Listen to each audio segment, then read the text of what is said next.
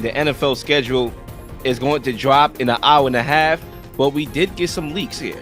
And what we want to do is kind of give like a big takeaway or some takeaways and storylines from the NFL schedule leaks, and what are we looking forward to as the full schedule drops in an hour and a half at the time we are recording this video.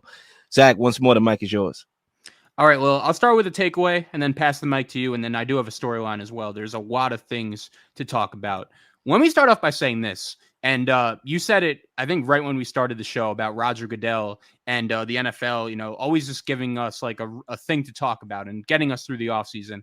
I love that in week one, we already got some matchups. Like, you're telling me in week one, we have Arthur Smith, the new offensive coordinator of the Steelers, in his first game with Pittsburgh, immediately going back to the scene of the crime to Atlanta to take on the Falcons and a fan base that despises his guts.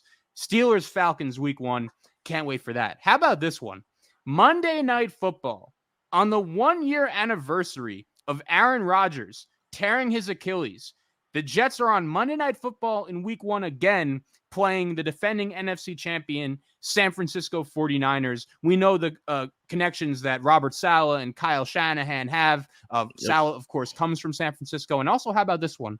Leonard Floyd, the pass rusher for the Buffalo Bills, who hit Aaron Rodgers to lead to that Achilles tear. What team is he playing for this year? Who did he sign with? That's right, the San Francisco 49ers. So we will have Aaron Rodgers and Leonard Floyd on the same field right away. And one more game early in the season I want to point at. How about the Steelers? Again, Russell Wilson, in his second game in a Steeler uniform, going on the road to Denver, taking on his former team. I love that the NFL said, you know what? There's a good chance Russell Wilson, he gets benched at some point this season. The Steelers brought in Justin Fields for a reason. We want to make sure that Russell Wilson is starting for the Steelers when they go to Denver. And I think that's why that game is scheduled week 2. We remember also a couple years back, week 1, Denver went to Seattle right away. So the NFL loves giving us those appealing early season games. I love that. But I'll start off with my top takeaway. And the NFL, we know they're going to be having games on Christmas Day for the third straight season. But this season in particular is interesting because it falls on a Wednesday. So I was wondering originally, like, what exactly are their plans going to be? And then we get the news dropping today that Netflix is finalizing a deal to acquire exclusive rights to stream both NFL Christmas Day games for $150 million per game. So we're going to be having a Christmas doubleheader on Netflix. And not only a doubleheader, we're going to get 2 heavyweight bouts. We're going to get the defending Super Bowl champion Chiefs going on the road to Pittsburgh to take on Mike Tomlin and the Steelers. Who knows who will be playing quarterback for the Steelers in that game, but we know the Steelers are one of the biggest brands in the NFL. They have a huge fan base. That's going to be a big-time game. And then the second game, we have a playoff rematch between 2 AFC heavyweights, Lamar Jackson and the Ravens, taking on C.J. Stroud and the Texans. So we know the NFL, they've taken over Christmas Day completely. They're giving us 2 games we can't miss. But there's more.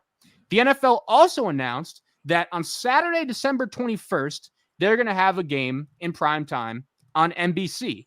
And that is going to be in conflict with the new 12-team college football playoff. They're going to be college football playoff games taking place at the same time.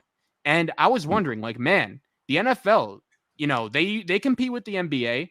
They have no problem doing that. But, college football, it's football. They usually don't step on their throats. Like, Facts. Those 2 games never usually intertwine. But this year it does.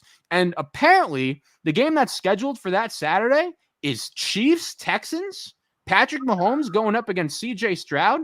That's a game we're not going to want to miss. So I just think at this point, Roger Goodell, there are a lot of things you could criticize him for, but he is just flexing all over these other sports. And I think the NFL is in a great spot. I know Dugenais in the comments just said he thinks the schedule release is overrated. I disagree. As soon as these things come out, I'm going to be looking at them. I'm going to be circling games I'm looking forward to. And at this point, Roger Goodell is just flexing on these other leagues because he can, because the NFL is the most powerful, biggest league, biggest money generator in the world. and I don't think it's stopping anytime soon. Again, the internet will tell you Roger Goodell, he's the worst commissioner. He has no idea what he's doing. But when you compare him to Adam Silver, but when you compare him to Rob Manfred, it's not even close. The NFL is a machine, and I can't wait for these games. Yeah, absolutely. I think you laid it out perfectly there. The NFL continues to print out money like it's the ATM. And I think, speaking of our show name, man, it's not 1999 anymore. The NFL has adopted to the streaming services and the way how entertainment is being distributed. And I think when you talk about Netflix in particular, thoughts on that. Netflix used to be a streaming service that, you watch movies on, TV shows. I remember the first time I saw Dexter. Dexter was on. I'm not talking about Dexter's Laboratory. I'm talking about the Dexter on Showtime. It was on Netflix, and that's where you normally watch those things. But Netflix is trying to expand, and they I believe they having the Jake Paul and Mike Tyson fight. They're going to stream that there. They had the Brady roast on Netflix as well. And if you're trying to expand into sports, why not try to expand with the arguably the best sport in America? That's really the generating money type of sport, and that's what they did with the NFL. And I think the NFL has no more respect for outside competitors like they used to. Before, they used to work hand in hand with the NBA. There used to be a little bit of respect. The NBA was Christmas and nothing else. So the NFL had Thanksgiving. Okay, that's my time. All right, you have Christmas. That's your time. The NBA. That's where normally people actually watch the NBAs around Christmas time. That's when most people start to migrate over there. And now the NFL's like, screw that. We taking over Christmas because clearly we are the dominant sport in America. Ratings rise. Why do we have to work in tandem with you? Why do we have to work together? I don't need you as a partner. I could dominate you. And that's what they're doing. That's what they are doing. And that's what they're doing with the college football playoff as well, which is going to be on the same day as the game of the Chiefs and the Texans. So the NFL no longer has respect for outside competitors, and that's a testament to how stronger the NFL is getting as a product and the popularity that it's skyrocketing. And I'm not sure. I don't think the NBA has any deal with these streaming services like that. They still stuck in the old ways of the league pass on direct TV and all that. They got to step up their game. This is not 1999 anymore. We're in 2024. And we have to evolve. Now, to Dujanay's point, I don't really have Netflix my daggone himself. So as much as I'm talking right now, bigging up the NFL, I got to figure out how I'm going to watch this game ahead of time. I mean, I got a couple months to figure that out, right? Because I don't have Netflix, okay? But the NFL has to kind of like, look at that. Like, how is this going to affect our product when it comes to the older fan base who really don't know how to use a daggone computer, okay, much less use their phones these days. These guys be so out of touch with the modern day. I mean, you got some people that's old that don't even know how to use an iPhone to take a picture. So how are they going to, get on Netflix and stuff like that? So the NFL do have to worry about those things, but I don't really think they care. You know what I think too? I think the playoff game being on Peacock this past year, generating crazy ratings, gave them even more confidence to go through with this, Yeah. I mean, that's another thing as well. You had the Peacock and they had the Taylor Swift game on there. They're strategic with their moves, and that's why they're the number one sport right now. Okay. Like they also have their own NBA app. That's what my guy Dujanay is saying, but once again, you got Peacock and Netflix and Amazon Prime Video. Yeah. Like, the NBA ain't doing business like that, man. They ain't doing business like that. It's nothing compared to what the NFL is doing. Now, I want to move on real quickly here to the schedule part, right? Because there's one game that I'm looking forward to. And matter of fact, more. But one that I want to talk about, and that is the Cowboys at the Browns. I think that's a fascinating game for a lot of reasons. All right. Now, we could just talk about the game itself. I think that's a very good game. Dak Prescott is playing for a contract, right? He doesn't have a running game at his disposal. He has a lot of pressure to win this year. The same thing with Deshaun Watson. What kind of Deshaun Watson are we going to get off the rip? Okay. 2 years ago, it was okay chemistry. He was suspended. And then getting in line with what the Browns want to do offensively, getting the rhythm back. Then last year was the injury riddled, situation. He wasn't playing good before that. What Deshaun Watson? What's going to be the excuse this year? Okay, so we got to look at that, and then guess what? That's going to be Tom Brady's first ever broadcasting game that he's going to be assigned to.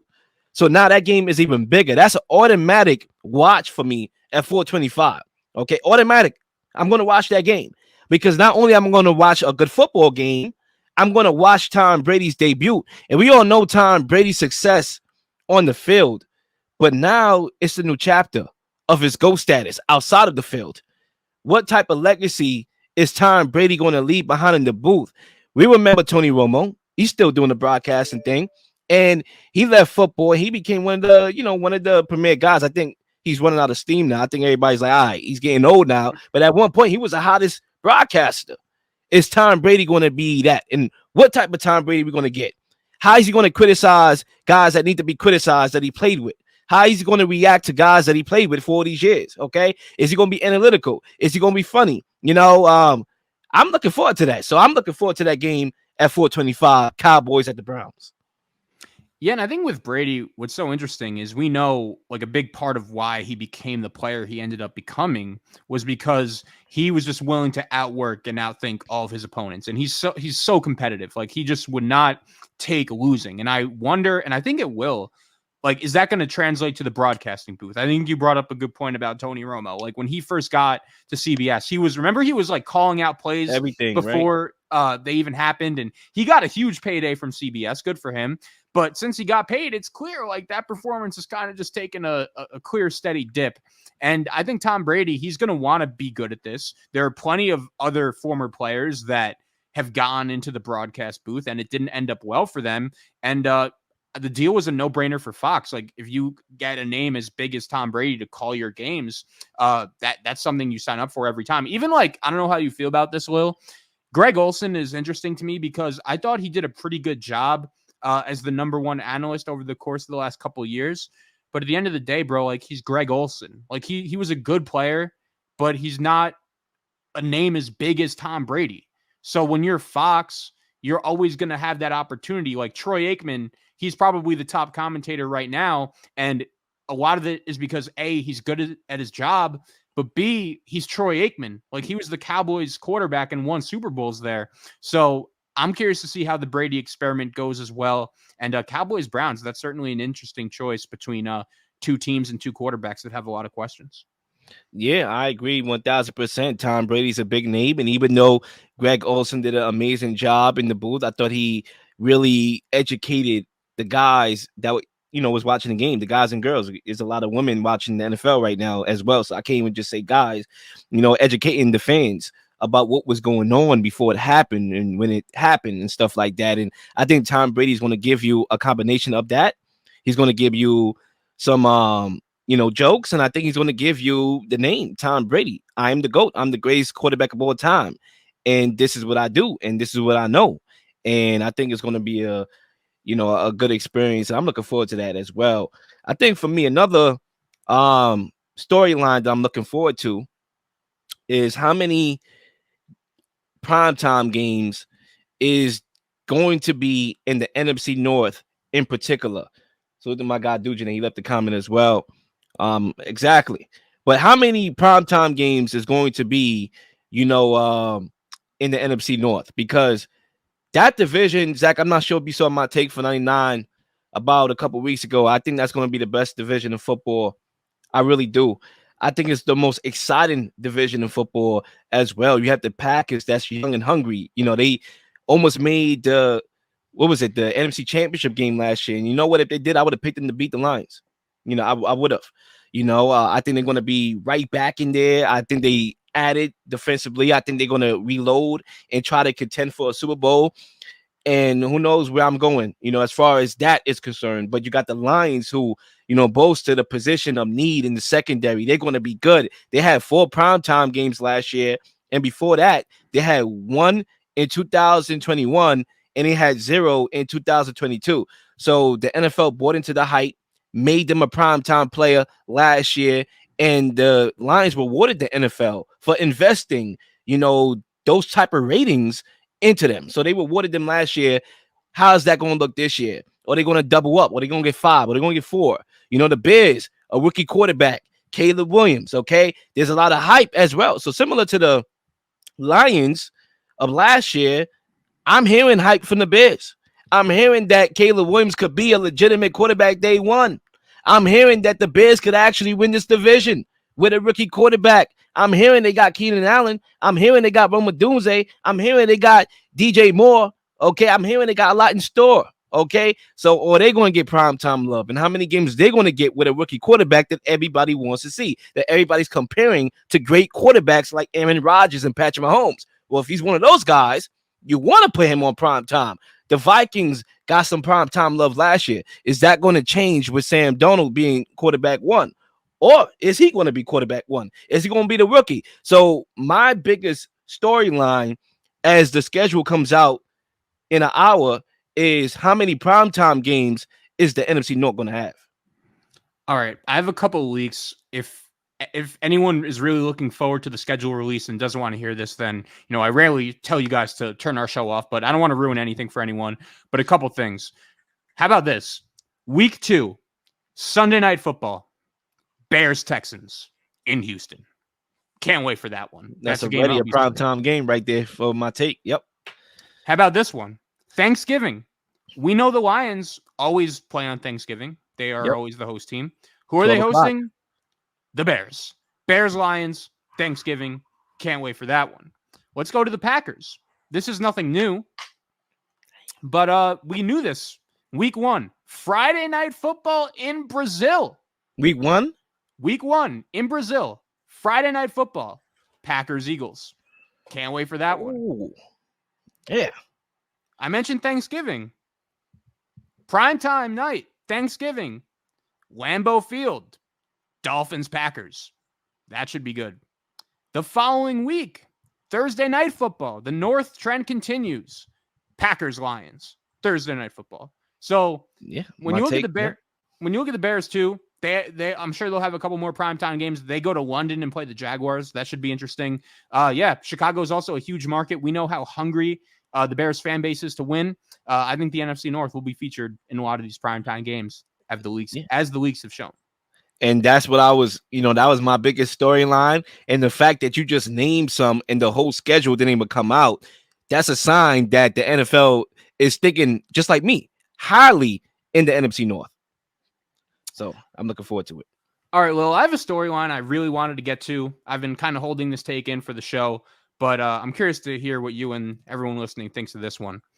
I think we have to talk about the opening night game, the rematch of the AFC Championship game between the Ravens and the Chiefs. And I'm fascinated by this decision by the NFL to put the Ravens in this spot. We know that the Super Bowl champion always hosts that first Thursday night game. Honestly, I thought that the Texans were going to be the team called going to Kansas City because, CJ Stroud is a huge name. They just got Stephon Diggs. Stroud is going to be a trendy MVP pick. Even the Texans could be a trendy Super Bowl pick. But we know why that game is in week 1 now, because the NFL needed a game to put up against the college football playoff. So Texans Chiefs is going to be taking place in December, much later in the season. But they picked Baltimore. And I got to tell you, this AFC Championship game rematch, I think, is such a fascinating choice. And I think the Ravens are in a super interesting spot because the Ravens last year had the best season their franchise has had in a decade, really since Ray Lewis rode into the sunset with a Super Bowl ring, and Joe Flacco had one of the best postseason runs by a quarterback ever. And last year, Lamar Jackson wins the MVP for the second time. He single-handedly dominated that playoff game against the Texans. That was really the first time in his career when he dominated a playoff game like that. And then we know what happened in the AFC Championship game. You're hosting the Chiefs for a chance to go to the Super Bowl, and you lose that game in heartbreaking fashion. And to be honest, that was a game that many people thought you had zero business losing. And then the next game, the Ravens play. They're going to be at Arrowhead Stadium in the Chiefs building. They're going to be watching the Chiefs pregame hang the banner that they thought they should have won. That's a tough spot. And, Will, I got to tell you, I'm not usually someone that overreacts to something that happens week 1. It's only one game. But I'm going to say this right now. If the Chiefs beat the Ravens in week 1, I could see the Ravens having an AFC Championship game hangover because they lost Mike McDonald, their defensive coordinator. They lost Patrick Queen to the Steelers, division rival. They lost Geno Stone to the Bengals, another division rival, who finished second in the league in interceptions last year. I think that's a super tricky spot for Baltimore. I think if they were to lose that game, it would be super demoralizing. And I got to be honest, right now, the Bengals, not the Ravens, are my pick to win the AFC North. And that week 1 spot and that week 1 schedule has a lot to do with it. Yeah, I mean, Lamar Jackson gets an opportunity for immediate retribution. This was a team that sent you home, a game away from the Super Bowl, ruined your plans. I always said it was Lamar Jackson's movie last year. He won the MVP again. It was always about, can Lamar Jackson get the job done? The Ravens are a good team. They have the best defense in the league. They were the number 1 seed. They beat the 49ers last year on Christmas Day, waxed them up. It was always about Lamar Jackson, and he didn't get to finish his own movie. Okay? Like, he was eliminated before the final act of the movie. The Chiefs won. Now, I always thought that the Ravens had no business losing that game. And I think when they watch the film, that's going to eat them up. I think they probably already watched it if they did. I mean, I wouldn't watch it. It was that bad. Like, it was that bad of a choke because they had such a good team and they just acted too emotional in that game. But now they get to take that as motivation and get immediate retribution. Think about that. There's certain teams that lose those type of games and wait a couple years just to get payback. Or if they get payback, it could be in the regular season late, or they have to wait to the playoffs to get payback. You get it week 1. Yes, you should have this game circled on your calendar. You should treat week 1 like the Super Bowl, okay? Because you get to go up there in Arrowhead to a team that's fresh off a championship, okay? That has all these distractions with Taylor Swift at the game, okay? That's another thing I'm not looking forward to, is that whole coverage. NFL, please, let me stop, okay? Let me take a deep breath. Please, NFL, please don't tell me you're bringing this nonsense of Taylor Swift back into this year with all this coverage and showing the camera on her. Please tell me that was just a thing of last year because they just got together and you want to build on your ratings and all that. I get it. But please tell me that's left behind last year and you're not bringing that back. I'm sorry, Zach, I'm having an out-of-body experience again, okay? Please tell me, Roger Goodell, that you left that behind. Leave the world behind. Leave that behind, okay? Let me get back to my point because I'm lost here, okay? Lamar Jackson, okay, you won 2 MVPs. It's time to win a championship. It's time to dethrone Patrick Mahomes, okay? And they have a golden opportunity to do that. And I think the Chiefs are going to look forward to this game because normally teams that win the championship with that opening game, they're a little sluggish. They're slow to get back into the flow. That's why the Lions was able to go in their building last year and beat them.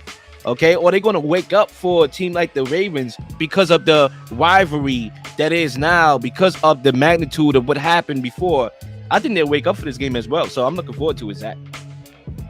Please like and subscribe for all the up-to-date content.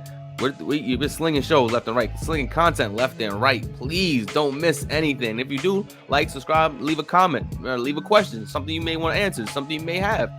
All ideas are great ideas. Nothing's a dumb question.